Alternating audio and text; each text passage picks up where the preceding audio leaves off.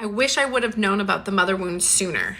Growing up, I never felt like I fit in. I never felt like I belonged. And then I believe people were purposely not inviting me to things because of all of my abandonment wounds. I feel trapped in a life and body that doesn't belong to me. This hit me so hard because this is so deeply rooted within the mother wound in so many ways. And just a reminder, our parents do not have to be monsters in order for us to create these wounds.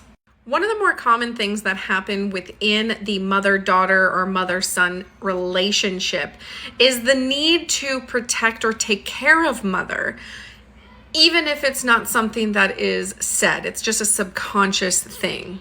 This is where the traits of paralyzing perfectionism, low self-esteem, people-pleasing, and self-sabotage come into play.